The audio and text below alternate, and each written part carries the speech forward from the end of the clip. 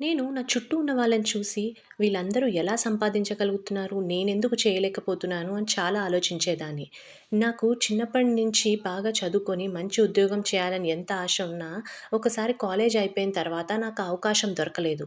కానీ ఎప్పుడైతే నాకు ఫైనాన్షియల్ క్రైసిస్ వచ్చింది, అప్పుడు నేను నా పిల్లల కోసం ఏది కొనాలన్నా ప్రతి ఒక్క దాని కోసం ఆలోచించాల్సొచ్చేది. వాళ్ళ ప్రతి హ్యాపీనెస్‌ని నేను మనీ కోసం సాక్రిఫైస్ చేయాల్సొచ్చింది. అలాంటప్పుడు నేను డెసిషన్ తీసుకున్నాను. లేదు నేను కూడా నేను ఏది నా ఫ్యూచర్ కోసము నన్ను నేను అప్‌స్కిల్ చేసుకొని బెటర్‌గా ప్రెజెంట్ చేసుకొని డెఫినిట్‌గా మనీ ఎర్న్ చేయాలి అని. అప్పుడు నాకు డిజిటల్ మార్కెటింగ్ గురించి తెలిసింది. ఒకసారి దాని గురించి తెలిసిన తర్వాత నేను చాలా పట్టుదలతో ప్రతి ఒక్కటి నేర్చుకున్నాను. అండ్ దాన్ని ఇంప్లిమెంట్ చేస్తూ వచ్చాను.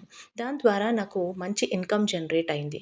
నేను నాతో పాటు నా చుట్టూ ఉన్న చిన్న చిన్న బిజినెస్ ఓనర్స్ కూడా వాళ్ళ ఆన్‌లైన్ ప్రెజెన్స్ పెంచడం ద్వారా వాళ్ళకి మనీ ఎర్న్ చేసుకునే ఆపర్చునిటీస్ ఎలా అని చెప్పడం ద్వారా నాకు కూడా డబ్బులొచ్చాయి. ఇలా చేసుకుంటూ పోతూ ఉంటే మీరు స్టెప్ బై స్టెప్ లైఫ్‌లో ఎదుగుతారు.